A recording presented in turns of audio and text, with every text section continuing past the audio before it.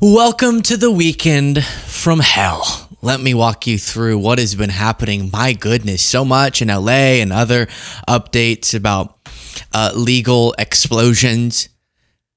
And caveat up front, we have a lot of new viewers lately. Thank you. Hello.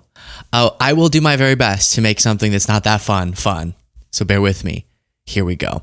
The quick breakdown is that in Los Angeles and the surrounding areas, there were protests and then some turned into riots against Trump immigration policy as raids are going on there. And then what recently escalated the situation is that Trump federalized the National Guard without the approval of the state government, which, unless we're talking about like an insurrection, isn't really what the president's supposed to do, and is sending in the National Guard to deal with these riots. From my understanding, that's not necessary. That's what state leaders are saying. And it quite obviously seems to be an effort by Trump to get that imagery. He wants it so bad of the troops rolling in and Trump saved the day. Something that federal law or local law enforcement could have handled perfectly fine. We'll look at a lot of sights and sounds, and I'll give my take as we go through. Of course, Time reports large-scale protests are taking place in Los Angeles area against President Donald Trump's immigration policies and raids conducted by ICE amid reports of escalating violence and unrest. All of the local leaders are, of course, saying violence is bad, which is correct. However, there has been conflicts as to what the best course of action should be in a move that has prompted division. Trump ordered the California National Guard to quell the immigration protests, moving to deploy 2,000 soldiers to the Los Angeles area. Trump has been waiting. So y'all know I'm totally against riots, law and order, baby. Shoo-wee! Always. You know that. Does that mean that we can't also criticize how Trump's handling it? No, of course we can criticize that. Anyone who breaks the law as their, free speech and their peaceful protests, great. And then anyone breaking the law, bad, should be held accountable legally, prosecuted, whatever. But then Trump has been waiting for one car to be set on fire so that he can do this, because he's wanted this imagery so badly. We saw that in the summer of 2020, etc. What's funny, though, is he's kind of messing up the timing. He started taking credit for the National Guard getting things under control, which I was very excited to see, except for that the National Guard hadn't arrived yet. And overnight, President Trump thanked the National Guard for a job well done, but we've actually seen them just arrive here this morning, getting set up with riot gear, all of these armored vehicles. So far, a lot of the response has been local law enforcement with some federal officers, but they are clearly gearing up for what could be another intense day of clash. We stopped the riots because of me. Thank you to the brave National Guard soldiers. They're just arriving now after he posted that. And this was the post that was being referenced. Again, thank you to the National Guard for a job well done. Gavin Newsom responded to it by saying, the National Guard wasn't even deployed on the ground when Trump posted this. Smart guys running the operation. And then you have a CNN analyst, and then we'll get to some views. You'll see some B-roll on screen that gives you some context if you haven't seen it yet of things escalating. And anyone, as I said, breaking the law should be held accountable. I know I don't really know how to react to this as a professional, because it's sort of like, what? I'm not laughing. It's like active duty Marines for this. I mean, we were just reporting on it. There's music, the traffic is moving. Most people in LA probably don't even know that this is going on. It's such a big city. And we need an administration that's not going to get to DEFCON 1 every time they see something on TV they don't like. Trump has been, let me just say this, okay? This is the most intellectually I can put it. Trump saw a car on fire and he got aroused. Wait. Trump saw a car on fire and he got turned on. Does that make sense to you? I feel like you think I'm saying something I'm not saying. Secretary Hegseth has a tremendous amount of power, and to tweet that out with what we're seeing, active military is a statement. But let's just put it this way: it's not an operational statement. This is not a statement about what's on the ground. This is a statement about power and the use of force and the use of military. Exactly. We knew this going into Trump taking office. At the first sight of any protests gone wrong, he was gonna go way overboard, which then can escalate things and make things worse, which we don't want. We don't want law enforcement getting hurt. We don't want protesters getting hurt. We don't want violence to escalate. And that can happen whenever Trump's trying to do a needless show of force. This isn't some insurrection where he has to federalize the National Guard and not get the approval of the governor. Instead, it's him just doing it for PR. Than this. Amanda Palacios joins us live from downtown Los Angeles with the breaking update. Amanda. Josh and Irene, we've seen a growing National Guard presence here in downtown LA throughout the morning. We've seen them walking up and down Alameda Street. And just behind me here, you could see them stationed alongside their vehicles near the federal building as another protest is expected to take place later today near City Hall. This follows President Trump's deployment of 2,000 National Guard members in Now, as if this needs to be said, but I'm going to say it, given one of our next videos. If you happen to be watching this and you're going to protest, be very careful, follow the law, and be peaceful. You are supporting no cause with any value if you do anything else. Like, here's a guy driving around that Fox News was playing a burning car and a motorcycle. You know, let's hope that no one is hurt and no one is injured, and it doesn't escalate from here. Look at the flag. Yeah, Guy, I see. There it is. Mexican flag can, you know. Hey, dude on the motorcycle, what are you doing? What? That's crazy. What are you doing? Just a burning car?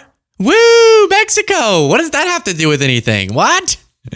You know, this is criminal activity that I hope people are held accountable for. And I'm talking about the riots right here. Where are the cops? Yeah, where are they? We heard earlier that Karen Bass, the mayor of LA, an allegation that she had prevented the LAPD from responding yesterday when these were first developing, Guy, for upwards of 2 hours or more. To your point, where are the police? Well, the officials in this part of the country, in Los Angeles and California, are too busy tripping over themselves to attack Donald Trump and law enforcement. They're literally filming the police right now. Look, they have. Where are the cops? On your screen right now. See, we're covering the anti-ICE protests here in Los Angeles, California, and we cannot find the police except for all of the ones that we're showing here on screen. And frankly, the local authorities are too busy turning your kids non-binary to focus on preventing such lawbreaking. Then you have this guy dropping a bar. You told me you got caught up in the tear gas as well. Describe what happened to you. Oh, just tasted a little tear gas. Tasted like fascism. Oh! Ow! Goodness. This is America. Here we are. Then this. It has been 2 days of wide-scale immigration enforcement in both Los Angeles City and Los Angeles County. Are there more days coming ahead? Absolutely. We're going to be out there every day enforcing the laws of this country. Hey, could you also enforce the speech out of your mouth? A little better? Absolutely. In terms of the scale, I mean, are we talking about what we saw on Friday, what we saw on Saturday, continuing into Sunday, Monday, Tuesday? We're going to be out there every day. Nice. Always beautiful and elegant. Our wonderful borders are there. And there are, as I said, again, some people will not understand what's going on. I do everything I can so that you can not die of stress every day, to be fun amidst not fun. But this is serious. And right now, no one's died, but people are getting hurt, and that's terrible. If they're denying attorneys or not access, but usually I've gone to many detention centers in my practice of 40 years, but everything has changed now. Attorney Nieto, we're going to let you go on this note. Thank you so much for giving us a few minutes of your time. We're going to have to move down to downtown LA as things seem to be picking up down there. Once again, we thank you for your time. Let's get to Lauren Posen, who is down there. Lauren, what are you seeing and hearing? It's looking like things are getting chaotic. A large crowd of law enforcement come out. We have tear gas. We have fireworks going off. Tear gas is in the air. People are dispersing. I can't see anything. I'm sorry, I can't. Yeah, so that's just, wow. Intense stuff. You can see here some of the imagery of cars burning. I'm curious if you're a person, right, and you're opposing what, and there's plenty to oppose about the Trump administration in general, their immigration policy, etc. What makes you go, Trump is bad? True. Trump equals bad. That's my argument most of the time, frankly, on the show. But what's the through line to end this car needs to burn? Like, what did the car do to you? Look, it's a Honda. I don't know if that's a Honda, but let's pretend it's a Honda. Just an innocent Honda is now burning. Why? And yeah, someone can get hurt, and that's so needless. Then, going back to how Trump is mishandling this, Ben Meiselas posts, U.S. law, which Donald Trump just invoked to federalize the National Guard, states orders for these purposes shall be issued through the governors of the states. That did not occur. The memo under the statute is invalid on its face. So the way Trump's invoking this is seemingly outside of the law, which is his norm now, and which is a part of what people are taking issue with. And this isn't a situation where you would invoke the type of unprecedented action or nearly unprecedented action that does go around state authority in the case of insurrectionist activity. Riots are bad. They're not necessarily insurrection, which is what Trump so desperately wants this to be, because somewhere in his blackened, nasty heart, he cannot let go of January 6th. And so he really wants any other form of lawbreaking to be an insurrection so he can justify the equivocating. Adam Schiff then posted the Trump administration's calling on the California National Guard without the authorization of the government. It's unprecedented. This action is designed to inflame tension, sow chaos, and escalate the situation. Do you think, you know what I actually want? For things not to escalate. I want everyone to peacefully protest, and for law enforcement maybe to be present in case anything goes wrong, but not to start going crazy if it doesn't. And for it not to get worse, and for violence not to happen, for no one to get hurt, for no Hondas to be blown up. Gosh, the Hondas. But Trump wants the opposite. So I want law enforcement where it's necessary. Of course, I want everyone following the law. Trump wants more law breaking so he can justify more distractions from everything else. Gavin Newsom says the federal government's taking over the California National Guard and deploying 2,000 soldiers in Los Angeles, not because there's a shortage of law enforcement, but because they want a spectacle. Don't give them one. Never use violence. Speak out peacefully. I saw Karen Bass posted that. Everyone's posting that. Every Democrat has that stance, obviously. So the reason I keep being a little repetitive in my statement about law and order is because the argument sometimes devolves into seeming like one side is saying, woohoo, blow up the cars, loot or something, and the other side saying, no, law and order. That's not the argument. The argument is we fear further escalation will happen with Trump trying to do that through this act outside the law. Then Gavin Newsom said the Secretary of Defense is now threatening to deploy active duty Marines on American soil against its own citizens. This is deranged behavior. I'm recording this, get this, now. So, as of now, in this moment, that's not justified what's going on at all, okay? Now, could things change? Presumably, they're probably not going to the level that would justify this, but that does matter. Meanwhile, Trump's having fun.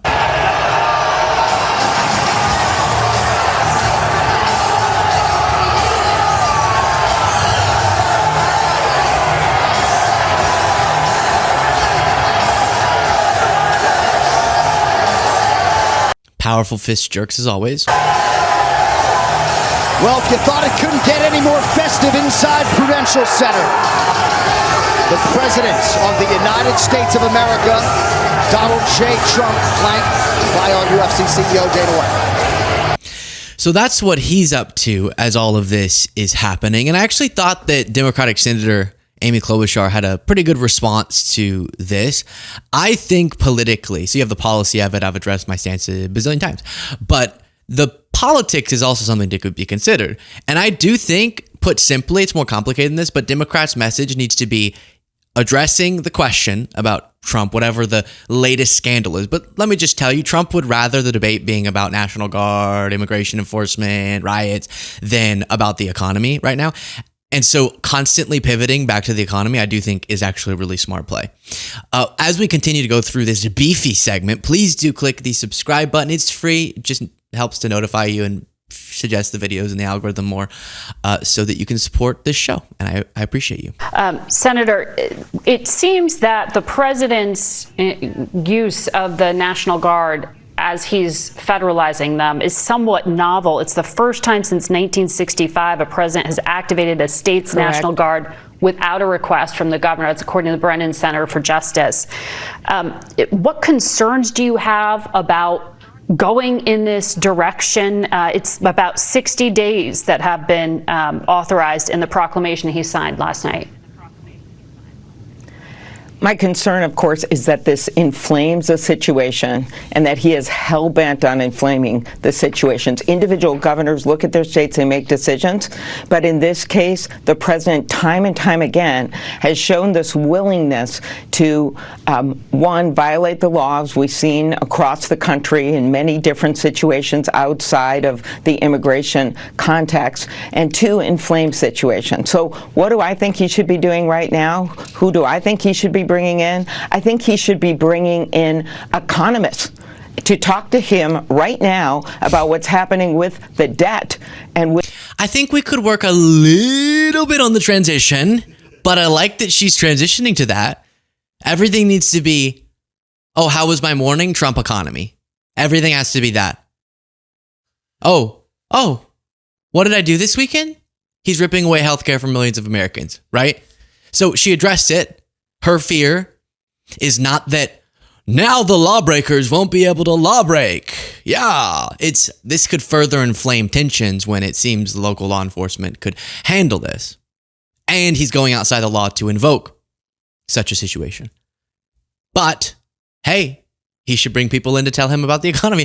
But again, the transition was a little bit bumpy. Be bringing in, I think he should be bringing in economists to talk to him right now about what's happening with the debt and with his big, beautiful betrayal of the middle class, to be talking to him about what's going on with the tariffs and how they are hurting small businesses. I think he should be bringing in the people that I talk to every day, regular people, farmers whose markets are drying up, people who are worried about their moms or their grandmas getting kicked out of their assisted living because of his Medicaid cuts. When Josh Hawley calls this morally bereft, that it's immoral to make these Medicaid cuts, and when Elon Musk comes in and says that this is a disgusting abomination, this bill, and when it is now triggering, get this, Medicare cuts, something that hasn't been discussed yet, because it adds so much to the deficit that rural hospitals are going to get cut,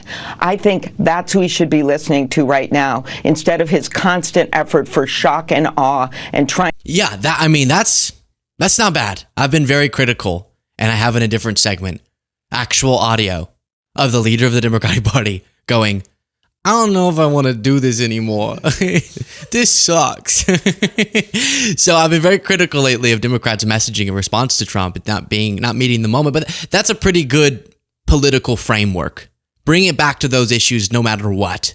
Trump does that. Hey, Trump, what motivates you to raise children? They're coming from jails, criminals, coming from jails, coming from insane asylums. They call them insane asylums, also mental institutions, every single time about everything, right? That repetition, it matters. Now, on Abrego Garcia, speaking of immigration enforcement, I'm sure you saw that Kilmar, I'm forgetting Abrego Garcia, he is coming back to the United States after the Trump administration saying he's never coming back. It's never going to happen. We don't have the power to bring him back from the Supermax prison in El Salvador. But now they're bringing him back and bringing criminal charges against him. The New York Times reports Ms. Bondi went on to level accusations against Mr. Abrego Garcia that were not included in the indictment, claiming that co-conspirators told investigators he had helped smuggle minor children and gang members during dozens of trips around the country. She linked him to more serious crimes, including murders and the abuse of women, even though he has only been charged in connection with smuggling. So this was what was strange about the indictment. It was like, all right, he helped other undocumented people enter the country or something, which we need to see the evidence of that, obviously, and you shouldn't do that. But then she gets pressed on it and she's like, well, yeah, well, okay, that's what we said. But also he's a murderer and he smuggled drugs. So if any of that's true, we would want him to be fully legally held accountable. That was the argument the whole time. Whatever evidence you actually do have, I doubt some of this evidence, to be honest, from what I've seen. But we'll see. He'll have his day in court now. That's all we ever wanted. But wait. Okay, I have a different story. We're gonna come back around. Just hold. Court TV reports the estranged wife of Ghost Adventure star Aaron Goodwin was sentenced to 36 to 90 months in prison after taking a plea deal in a plot to have her husband killed. So you had this Victoria Goodwin who started contacting an inmate who was in a prison, and then the prisoner and her fell in love, and then Aaron Goodwin of Ghost Adventures found out about their affair that was getting a little bit sexy time, but it was still virtual because he was in prison. No word yet on conjugal visits. I don't know about that, but I think it was just digital. Sexting, stuff like that. And so he finds out about it and says, we can get a divorce or something. And doesn't seem, she's not stuck with him. And then she goes, yeah. No, I'm just going to order someone to kill you. So then she got her prisoner boyfriend to organize a murder of her husband instead of just getting a divorce. Weird. And luckily it wasn't successful. So then here was his testimony as she's standing right there next to him. Your Honor, for 7 years I thought I was in the most loving relationship and marriage with my best friend. Someone who I trusted whole heart and laughed with every day. Someone who made me feel like I was like I was her one and only. I was loyal to her and did whatever I could to make her happy. I thought we were something very special, and so did everyone else. After finding out she was cheating on me in September of last year with multiple men, including the man going by the name Vincent,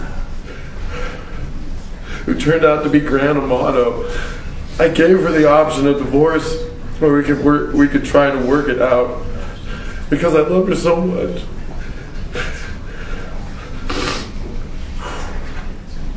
She felt so bad, and I didn't want to lose me. Every day she made me feel more special, and she was so sorry. Can you imagine cheating with multiple people, and then your husband goes, I guess we can get a divorce if you don't love me, and you going, no, I love you. Stay with me long enough so I can get a hitman to kill you. What? Just get a divorce. What is your deal? Victoria, sheesh. But I play that for you. Heartbreaking. I feel terrible for him. Very heartbreaking. I'm very happy that he's alive and okay. Not emotionally, but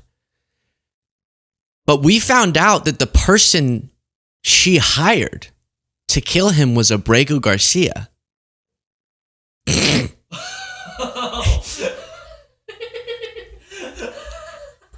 According to Pam Bondi. And actually what was interesting is, they haven't really gotten the Epstein files figured out. But I don't know if you know about this. In 1975, a guy from 1975 to 1998, a guy named Harold Shipman, who went by Dr. Death, injected elderly patients with lethal doses of diamorphine and killed 250 plus victims. And we thought Dr. Death was not in the biz anymore, but it was exposed that was actually Abrego Garcia. Pam Bondi uncovered this. Dr. Death was actually Abrego Garcia. It's shocking. Let's listen. I have two. One's on topic, one's off topic. Maybe I misunderstood you, but you were mentioning, that he had some involvement in a murder, or was connected to groups that had, involved with this other smuggling ring. But to be clear, the only charges he's facing right now are the, human smuggling charges. Just that's the one offense. But the other things that you have talked about are. Who's typing right in the microphone? Can we not have that next to a microphone, please? I'm trying to listen. I want to hear about the full extent of what Bondi exposed, Dr. Death. Not actually in the indictment? No, co-conspirators allege that, and we were clear to say that. He is charged with, it's not only very serious charges of alien smuggling. Alien smuggling. Okay, that's a big helping people get into the country illegally, which bad. I think you're misunderstanding my point here. Bad, if that's true. The thing that legal experts are raising concern about is this seems a little flimsy, okay? And it's kind of one of these, they got in a lot of legal trouble for illegally deporting him without due process.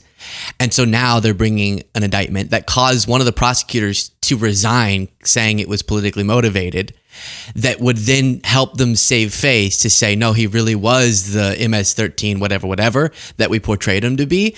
But the thing is about our legal system, hopefully, is that he will see his day in court. And if Bondi disproves all the people being skeptical that they're going to be able to demonstrate such heinous crimes that aren't even in the indictment, but she keeps bringing up, like the connected to murders, whatever connected means, then obviously that's why I wanted due process for him and everybody else, so that we could determine what is the proper punishment for them. Because with somebody who just entered the country illegally, they might be deported. If somebody was Dr. Death, I would want them a much more serious punishment than just being deported. They would have to go into a prison for a while.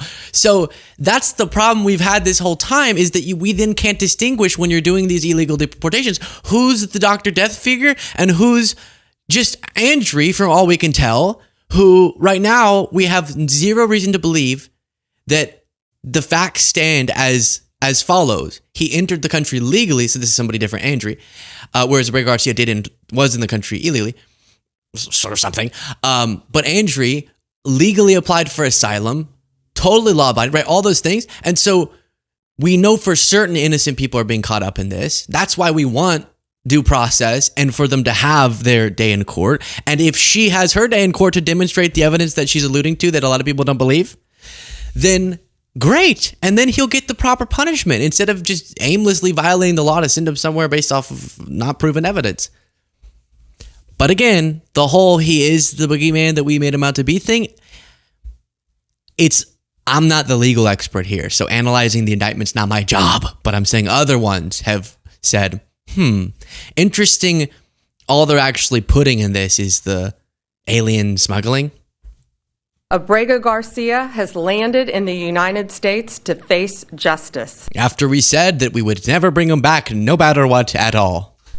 On May 21st, a grand jury in the Middle District of Tennessee returned a sealed indictment charging Abrego Garcia with alien smuggling and conspiracy to commit alien smuggling in violation of Title 8 U.S.C. 1324.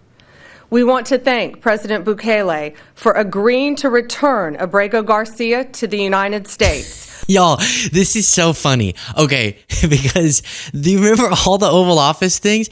How could we ask Bukele to smuggle a terrorist back into our country? I am proud to announce that he has agreed to smuggle a terrorist back into... Is that what you're saying, Bondi? Bondi! Our government presented El Salvador with an arrest warrant, and they agreed to return him to our country. We're grateful to President Bukele for agreeing to return him to our country to face these very serious charges. This is what American justice looks like. From my understanding, one of the things that comes up is a video of him in a car. Maybe he's in a car with other people, but he's claiming he's going to work, and maybe the other people are undocumented too. But I think it's going to be pretty hard to prove that he was a part of a smuggling operation if that's what we're going off of. But I'm not an expert on this case, so just as I always say, who knows? That's the beauty of the thing, is who knows? We'll just see how this plays out through our legal system, as it should have all along. Yeah. Very, very easy take, really. The indictment accuses Abrego Garcia of being a member and associate of the transnational criminal organization known as MS-13, and that he and other co-conspirators knowingly and unlawfully transported thousands of undocumented aliens who had no authorization to be present in the United States, and many of whom were MS-13 members and associates, occasionally and simultaneously transported firearms illegally purchased in Texas for distribution and resale in Maryland. And he was... But I should note, this those claims behind the scenes led to chief prosecutor resigning over Kilmar Abrego Garcia indictment, feared case pursued for political reasons. So maybe they're just slinging a lot of mud at the wall to try to save face after they were time and time again ruled to have illegally engaged or to have engaged in illegal activity because they were being so hasty in these deportations, which then doesn't make us safer. It doesn't allow us to properly discern who is innocent, who is guilty, who is legally, who's illegally present, who was illegally present but law-abiding after that, who is legally present and law-abiding, who was illegally and then committed a heinous crime, we want them to be in prison first, who was legally and then did a heinous crime, we would be in prison. If we don't actually litigate these things in court and we just kind of, I don't know, who are you? Yeah, I don't know, get in the car. Then law and order falls apart. So we'll see if they can demonstrate these claims in court. If they can, and there's no disagreement here that he should be held accountable. But I do have some doubt based off of some of the analyses I've seen and the lack of evidence being brought forward for some of the most bombastic claims. So we will see. Wow. What a segment. Welcome to hell. Bye-bye.